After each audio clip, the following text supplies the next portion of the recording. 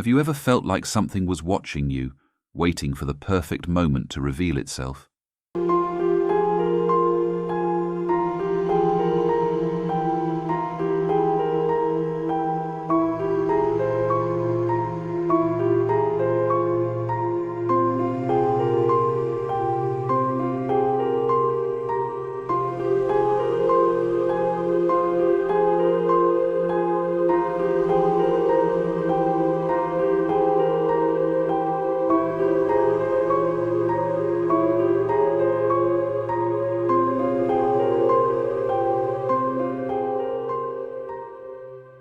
The shadow in the doorway. Lisa had always been a night owl, thriving in the solitude of the late hours. Her apartment, though small and old, had always felt like a sanctuary. The creaks of the wood underfoot and the occasional groan of the ancient pipes were her lullabies. Tonight was no different, or so she thought. She was curled up on her couch, sipping tea and watching an old black-and-white horror movie. The flickering light from the television cast long shadows across her living room. As the credits rolled, she let out a yawn and decided it was time to head to bed.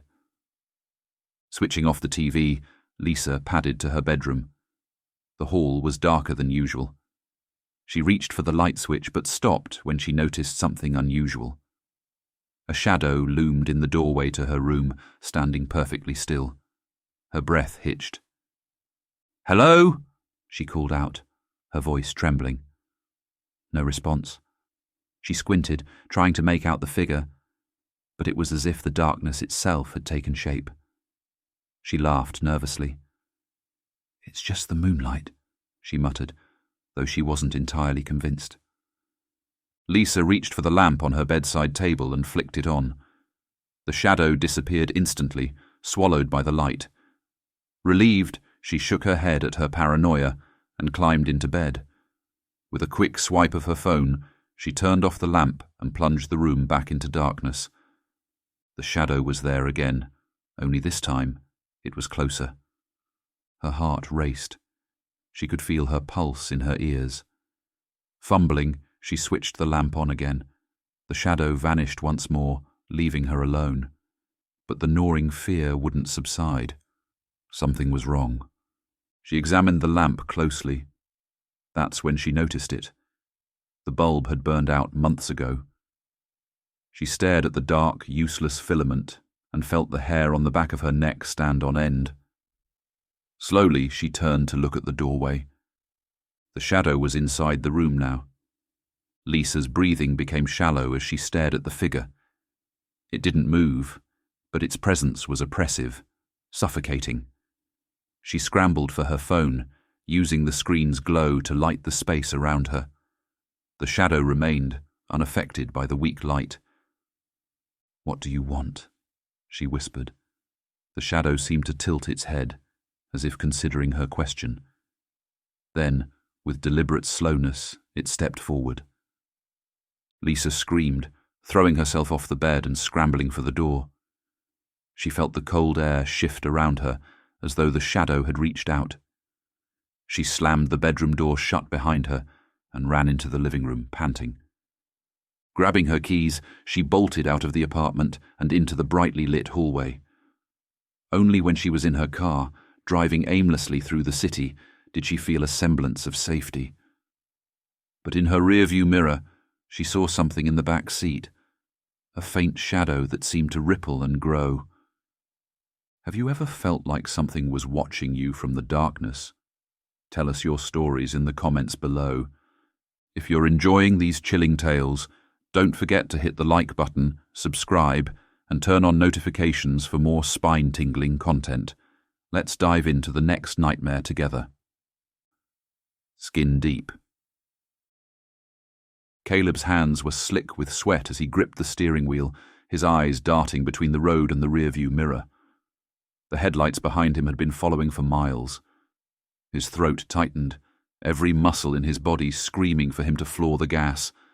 But he couldn't risk crashing, not here, not so close to freedom. The cult had found him. He'd escaped their clutches 2 days ago, running barefoot through the forest until he reached the highway. The skin collector, as they called him, was relentless. Caleb's stomach churned as he remembered the sermons, the chants, the stories of people who had been gifted new skins. He didn't want to know what that meant. The headlights vanished suddenly, swallowed by the darkness of the empty road. Caleb's shoulders sagged with relief, but his grip on the wheel didn't loosen. He pulled over at a small creek, needing water to clear his head. The moonlight reflected off the surface, illuminating his gaunt, pale face. He crouched by the water and splashed his face. When he looked down, the reflection staring back wasn't his. Caleb froze. The face in the water was unfamiliar, the skin smooth and taut, the features wrong. He touched his cheek, and the reflection mimicked him. But it wasn't his hand he saw.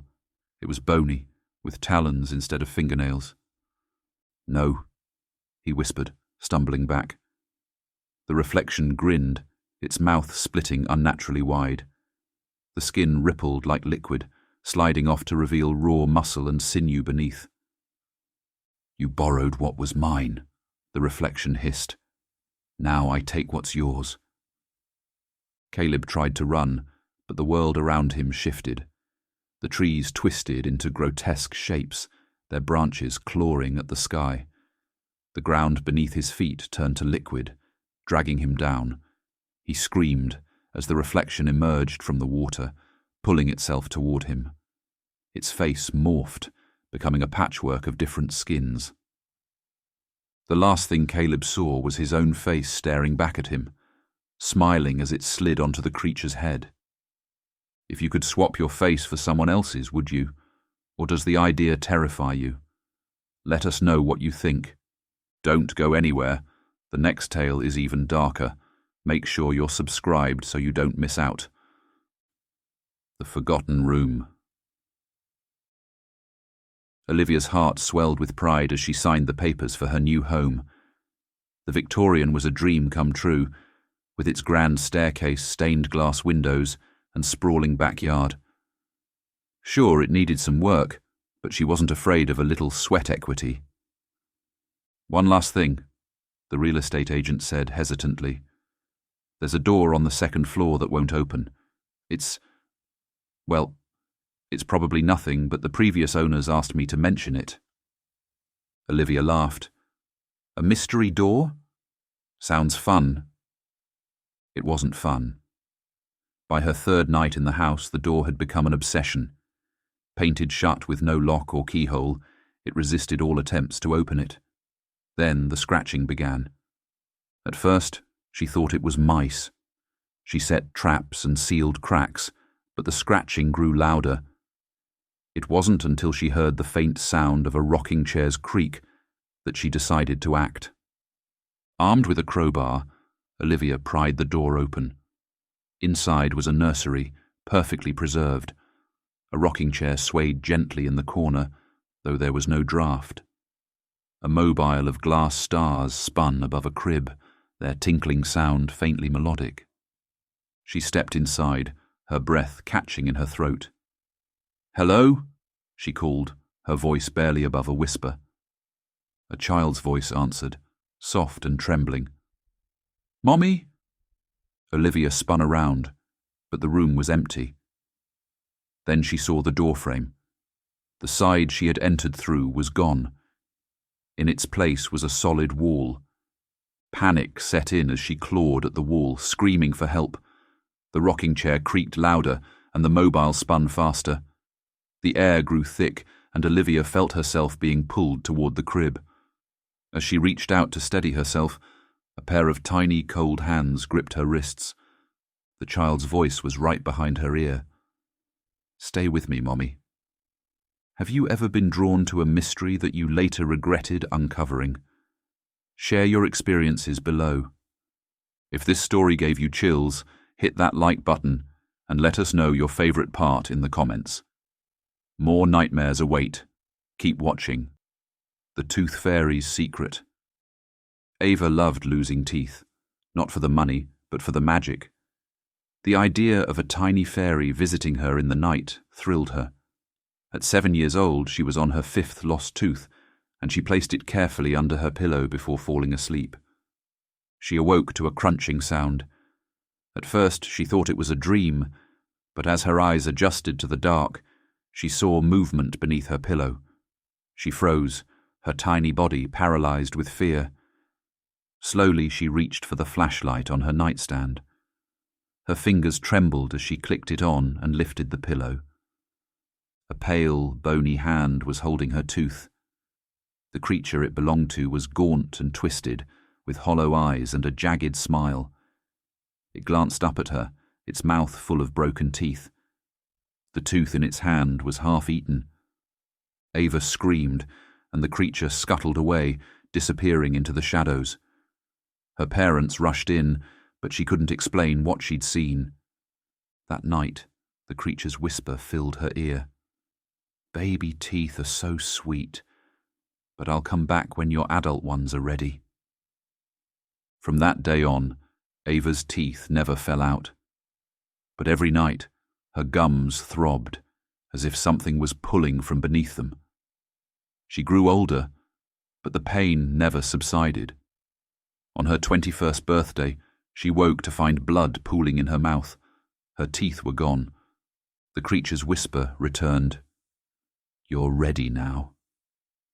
What would you do if you knew something was waiting to collect a part of you? Let's talk about it in the comments. Stick around for the final story. It might just be the scariest one yet. And don't forget to subscribe for more terrifying tales. Whispers on the Wind. The town of Black Hollow had a simple rule: never answer the voices after dark. Mark had grown up with the superstition, but he'd never believed it. When he moved back to care for his aging father, he scoffed at the old stories. That changed the night he heard sobbing outside his window. It was faint at first, almost drowned out by the rustling leaves. But as the minutes passed, it grew louder, more desperate. "Help me," the voice begged. Mark hesitated. He'd heard the warnings, but the cries were so human, so pained. He opened the door, stepping into the cool night air. "Hello?" he called. The sobbing stopped. The night was eerily silent. Mark's heart pounded as he looked around, but there was no one there. The next night, the voice returned. This time it sounded like his mother begging him to let her in. Mark clenched his fists, refusing to move. By the third night, the voice had changed again. It was his own, pleading and terrified. "Please let me in. Don't leave me out here." On the fourth night, Mark didn't have a choice. The door opened on its own. Mark stumbled back, his eyes wide as the air around him grew colder. The figure that stepped through the door was a distortion of himself, twisted and wrong. Its eyes gleamed with malice, and its grin was too wide. The figure spoke, its voice a hollow echo. "You let me in.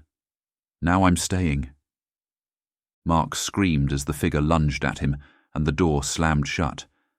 When his father found him the next morning, Mark was gone. But his shadow remained on the wall, twisted in silent agony. Do you believe that spirits or entities can mimic our voices to trick us? Let us know your thoughts. Thank you for joining us on this journey into the dark. Don't forget to like, comment, and share your scariest experiences. And if you haven't already, subscribe to Unholy Tales for more nightmare fuel. Until next time, sleep well, if you can.